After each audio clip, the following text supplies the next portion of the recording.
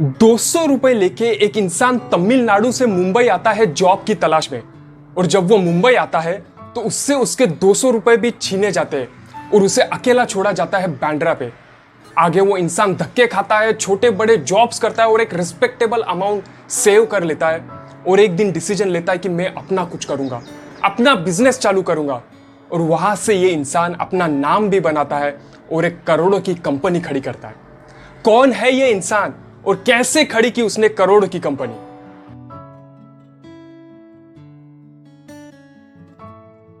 Good morning friends, my self Girish Sevkani. दोस्तों, आज एक जबरदस्त स्टोरी आप सबके लिए लेकर आया हूं।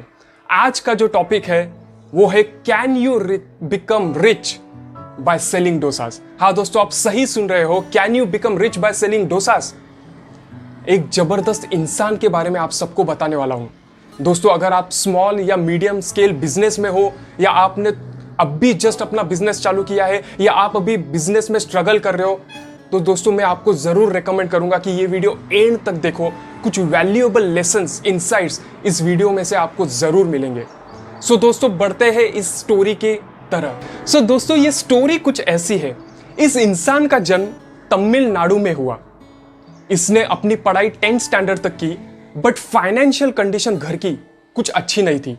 उसके 7 भाई बहन भी थे।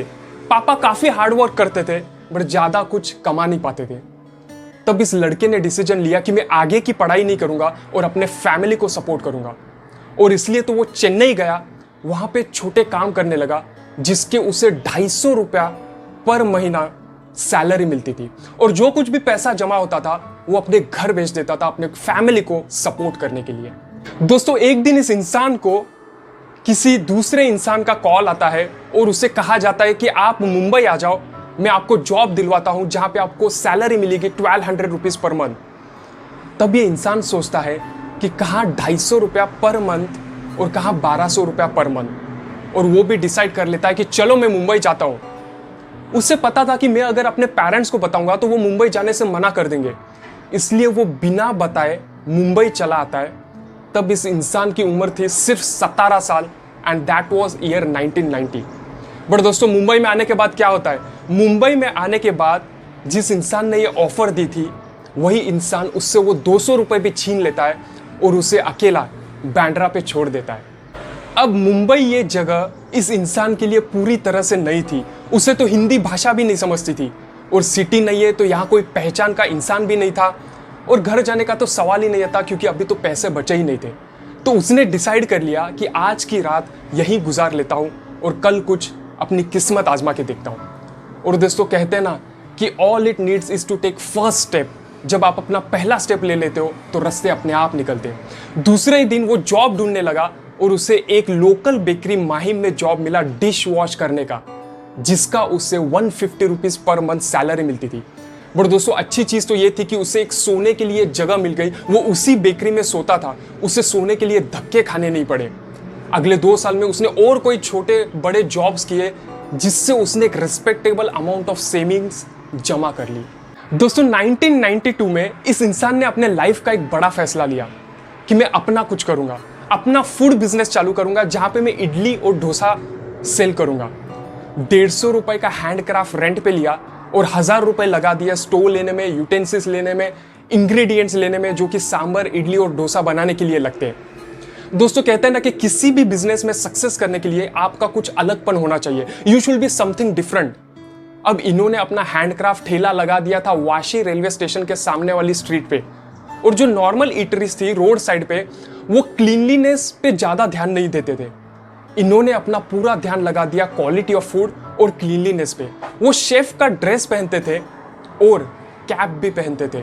और दोस्तों, उनका ये प्रोफेशनल लुक देख के काफी लोग उनके पास आते थे, और पहले ही महीने से उन्होंने प्रॉफिट अर्न करना चालू कर दिया, 20,000 रुपीज पर मंथ। और दोस्तों, कहते हैं ना कि किसी भी बिजनेस में सक्सेस होने के लिए आपकी अपनी एक यूएसपी होने चाहिए। जैसे केएफसी के यूएसपी है उनकी अपनी रेसिपी, मसाले, कोको कोला की अपनी यूएसपी है, ऐसे ही इनकी भी अपनी यूएसपी थी। वो थी उनकी रेसिपी सांबर की और डोसा की, जो कि उन्होंने अपने नेटिव प्लेस से लाई थी।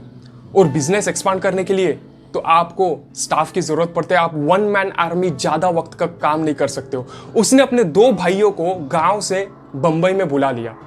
दोस्तों अभी बिजनेस तो अच्छा चल रहा था, प्रॉफिट भी अच्छा खासा आना लगा था, बट सिंस हैंडक्राफ्ट था तो रिस्क को हमेशा रहती है, क्योंकि म्युनिसिपल अथॉरिटी के लोग कभी भी आ सकते हैं और आपका हैंडक्राफ्ट सीज कर सकते हैं, और काफी वक्त तो काफी पैसे जाते थे इन्हीं फाइन्स भरने में।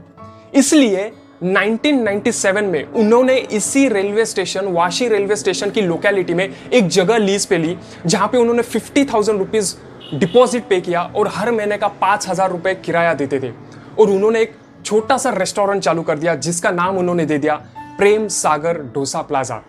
हाँ दोस्तों, वो एरिया काफी पॉपुलर थी कॉलेज गोअर्स में, और काफी कॉलेज के स्टूडेंट्स उनके यहाँ डोसा खाना आते थे। एंड कुछ कॉलेज के लोग, लड़के लड़कियां उसके दोस्त भी बन गए थे, और उन्होंने इसे सिखाया कि कैसे आप इंटरनेट का यूज कर सकते हो to find out different ingredients और रेसिपी। अब ये इंसान इंटरनेट का यूज करता था और मिक्स मैच करता था रेसिपी का, और दोस्तों पहले ही साल में उन्होंने 26 नए इनोवेटिव डोसास मार्केट में लाए, और 2002 तक उन्होंने दुनिया में 105 से भी ज्यादा वैरायटीज के डोसास इंप्लीमेंट किए, जैसे कि शेजवान डोसा हुआ, पनीर चिल्ली डोसा हुआ, स्प्रिंग रोल डोसा हुआ, ऐसे अलग अलग तरह के डोसास उन्होंने इंट्रोड्यूस किए।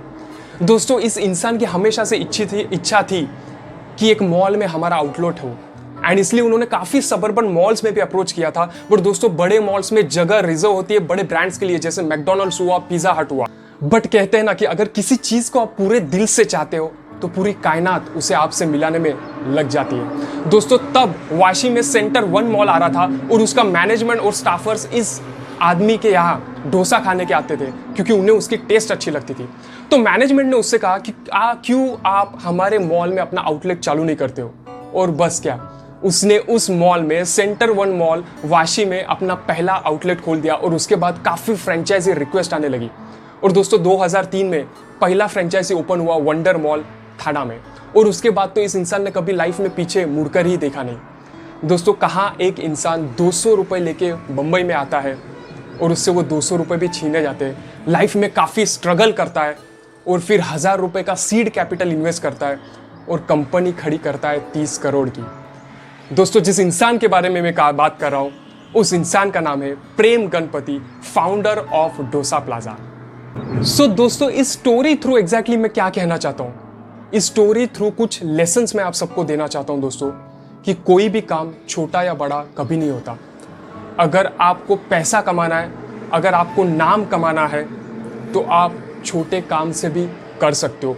कंडीशंस इतनी है, सिर्फ आपको अपने काम में लगन होनी चाहिए, पूरी श्रद्धा से करना चाहिए, हार्ड वर्क करना चाहिए, और कोई उसमें बैड इंटेंशन नहीं होना चाहिए। दोस्तों इंसान अमीर छोटे काम करके भी हो सकता है, और हमने रिसेंटली ये एग्जाम्पल भी देखा कि सिर्फ 1000 रुपए इन्वेस्ट करके डोसा बेचकर 30 करोड़ की कंपनी खड़ी की। और दोस्तों आपने ऐसे कितने तो इडली वाले भी देखे होंगे जो आते हैं इडली लेके, बट उनका दिन का बिजनेस भी 3000 से लेके 5000 तक रुपए का लेता है।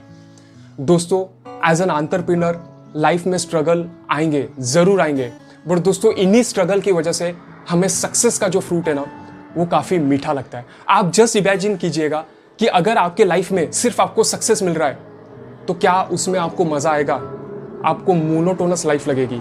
बट दोस्तों struggle is a part of becoming a success. जब आपके स्ट्रगल होते हैं और उसके बाद आप सक्सेस अचीव करते हो ना, तो उसकी फीलिंग ही कुछ अलग लेती है। तो इसलिए कहूंगा कि अगर आप अब भी अपने बिजनेस में स्ट्रगल कर रहे हो, या आप सोच रहे हो बिजनेस चालू करने का, या आपको ऑलरेडी छोटा बिजनेस है और आपको लग रहा है कि ग्रो नहीं हो रहा है, तो दोस्तों बस यही कहूंगा, पेशेंस रखिएगा, डिटर्मिनेशन रखिएगा, हार्ड वर्क करो, स्मार्ट डिसीजन लो, और अच्छा वक्त भी जरूर आएगा और ये बुरा वक्त भी गुजर जाएगा।